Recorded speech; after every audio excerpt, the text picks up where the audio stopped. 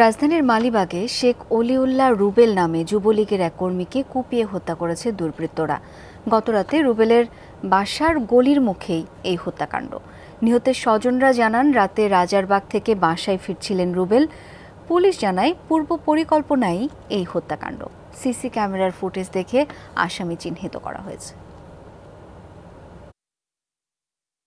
চাপাতির কোপে গুরুতর আহত স্থানীয় যুবলীগ কর্মী রুবেল প্রাণ বাঁচাতে দৌড়ে পালানোর চেষ্টা করছেন। দেশীয় অস্ত্র নিয়ে ধাওয়া করছে দুই যুবক। মাটিতে লুটিয়ে পড়া রুবেলকে কুপিয়ে পালিয়ে যায় দুর্বৃত্তরা। পরে এলাকাবাসী ও স্বজনরা এসে তাকে ঢাকা মেডিকেলে নিলে চিকিৎসক রুবেলকে মৃত ঘোষণা করেন। রুবেল শাহজাহানপুর থানা ছাত্রলীগের সাবেক দপ্তর সম্পাদক। রাজনীতির পাশাপাশি ব্যবসাও করতেন।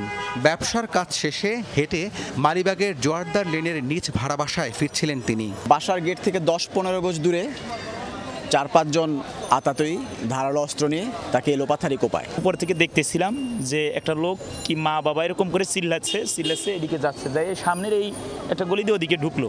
তো পরে দেখলাম পুলিশ আসলো।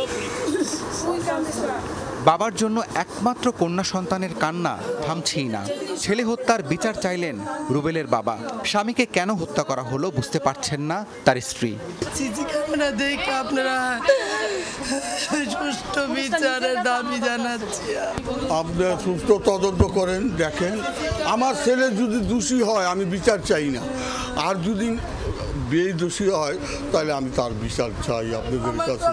সিসি ক্যামেরার ফুটেজ বিশ্লেষণ করে হত্যাকারীদের চিহ্নিত করা হয়েছে বলে জানালেন পুলিশ কর্মকর্তা। অনেকখানি আমরা এগিয়েছি, যেটা তদন্তের সাথে এই মুহূর্তে আমি বলতে চাচ্ছি না।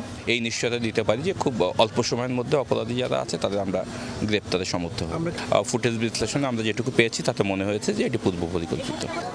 রাজনৈতিক সহকর্মীরা বললেন, রুবেল পরিচ্ছন্ন রাজনীতি করতেন, তার শত্রু থাকার কথা না। রাব্বি সিদ্দিকী, যমুনা নিউজ, ঢাকা।